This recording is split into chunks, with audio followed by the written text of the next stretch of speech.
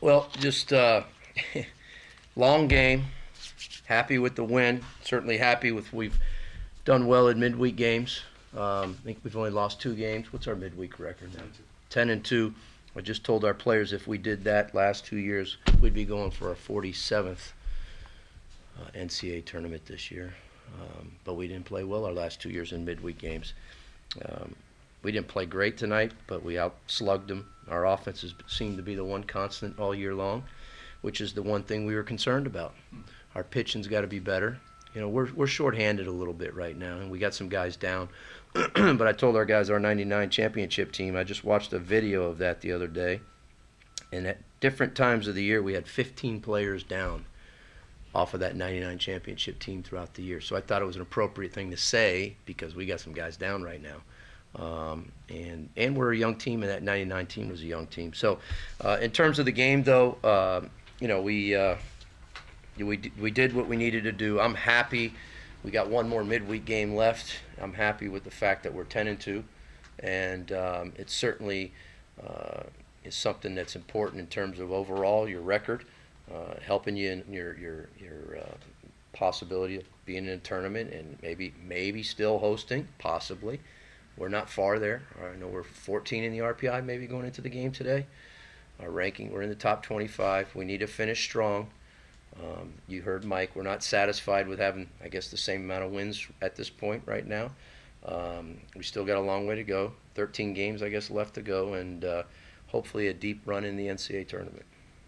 You mentioned you were watching the '99 videos. Or was that just because it's the anniversary? Or Yeah, the anniversary. So Rick Rembert, who's in charge of our alumni's relations with sports, he gave a copy. Actually, I just watched bits of it. I didn't watch the whole game. It's got 3 CDs on there, I guess, in the packet. It's got the game, and it's got highlights that the NCAA tournament always gives at the end of the World Series. It's got that. But what I heard, the one that I wanted to hear was, I think at the time it was Frank Fort for Fox Sports Network or whatever, did it like a 30-minute show on the team throughout the year, and got a lot of interviews and stuff through it. So it was really neat listening to that, and that's where I heard about all the injuries. And you get to hear a lot of the players talk, which was very fascinating to hear how they, stepped up and picked each other up, and it was always somebody different every game. And so I'm thinking at some point, whenever that right time is, our guys need to see that video. with Gil and Zamora, can you talk about when you expect them back? Well, Gil got hit yesterday with a bad hop and hit him. It wasn't even hit hard at all, but it just flushed right on the eye there. So if anybody saw him, he's swollen pretty good. So he's concussion wise, I think we're okay there, because if that happens, then he's out for a little while with all the protocol nowadays at that. But so far, he's passed all those tests so far. I don't want to say that's set in stone, but so far. But just the fact that the eye is still very swollen. It's open, but just a little open, not a lot.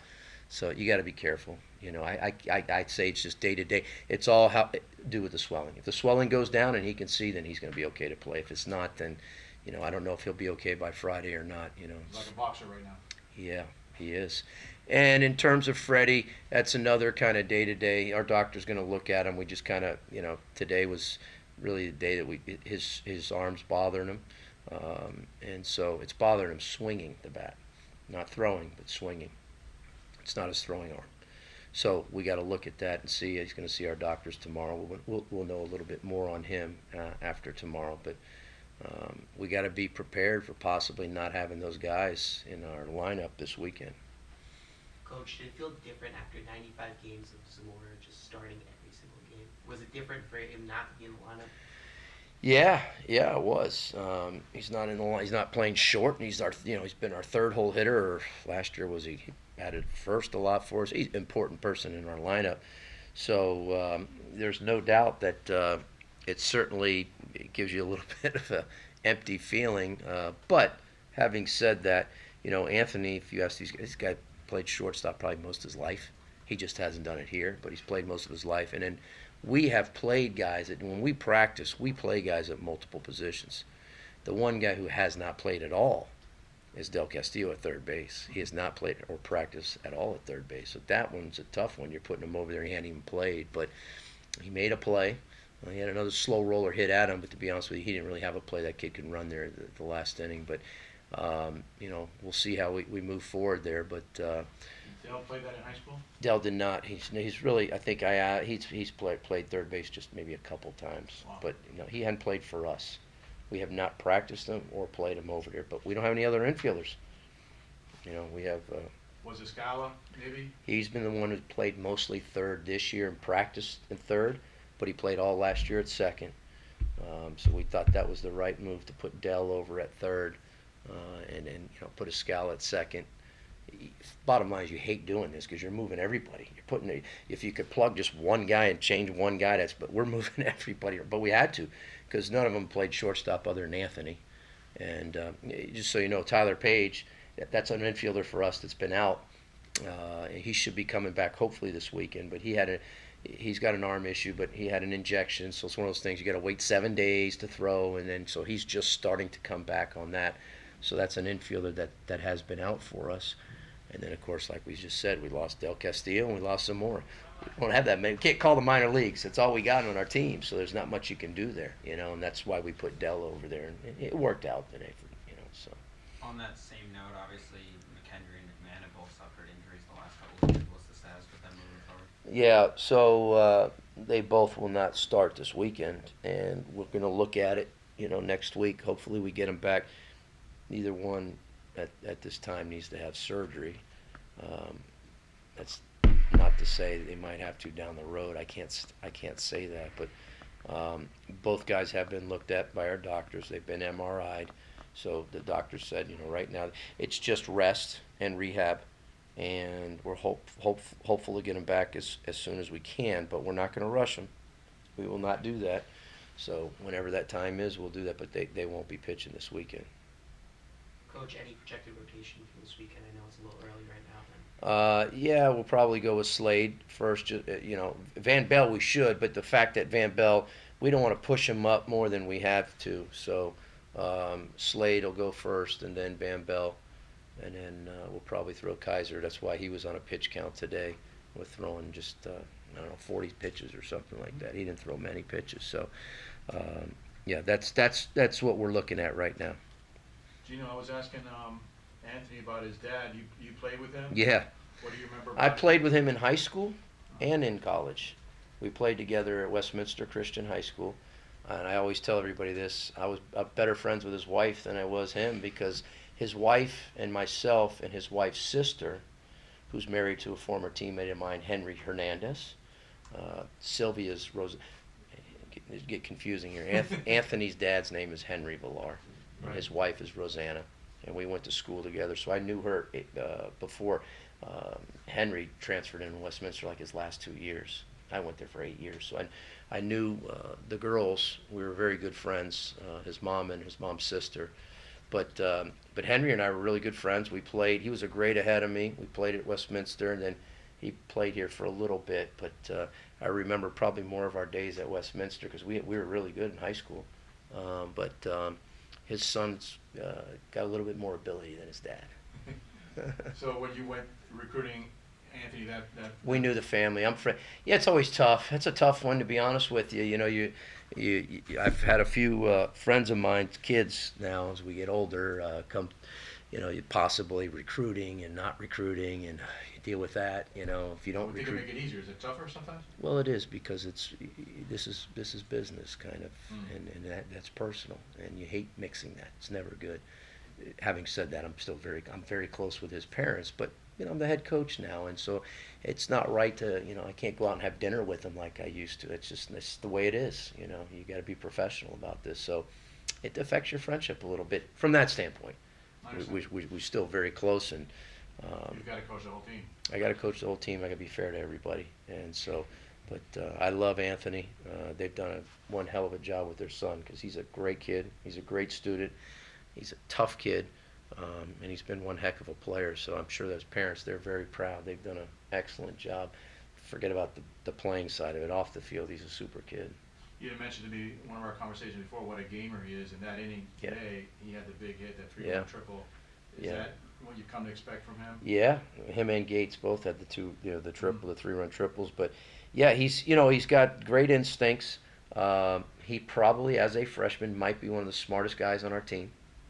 He just has he just knows the game. He's like another coach out there, just listening to him talk. He's outspoken, which in a good way.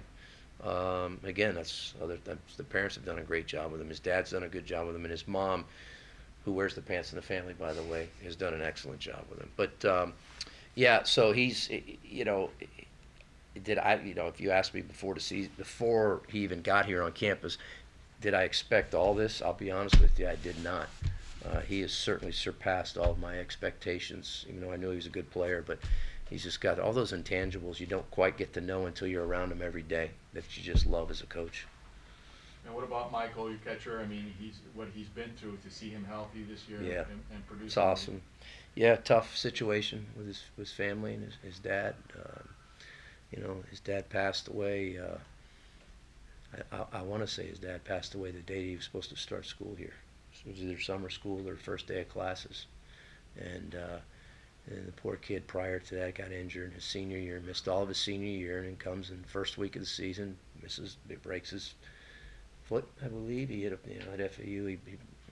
He was out all year, broke a bone in his foot. Then he comes back his sophomore year and gets hurt again at FAU again and misses a good portion of the season. And Quinones kind of takes the position and really never relinquishes it. And then Mike has worked really hard in the off season to get his body right. And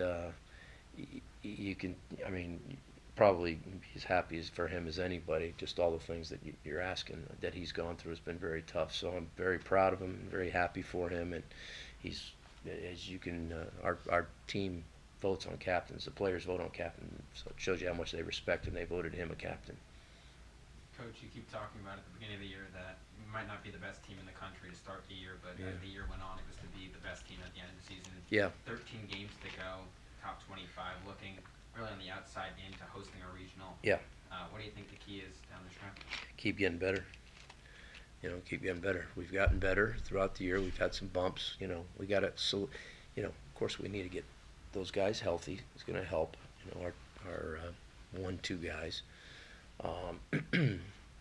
Hopefully, get the other guys healthy too. But at the end of the day, we just got to keep getting better, keep improving. Pitch better in our bullpen. No excuse there. If the bullpen's got to pitch better. I feel good about our offense. I think our offense, even against some of the best pitching, we faced some really good pitching this year, and our offense has stood pretty good to it. Our defense has got to get better, and those are things that we got to keep improving on. But all in all, we're a couple games you wish you could have back. Certainly that last one at Louisville, and for some reason that last game against NC State still sticks in my mind in the ninth inning. But that's baseball. That's going to happen. Georgia Tech could say that about us when we hit the walk-off on them. But all in all, I'm happy with how our players play the game. For the last couple of years, for whatever reasons, I just didn't think our players played the game the way it was supposed to be played, and this team does play hard. They come to play. We still make young mistakes, but hopefully we'll clean them up and we'll finish strong here at the end. Thanks a lot. Okay, guys, thank you. Good to see you, Coach. Yeah, thank you. Appreciate it. Good to see you.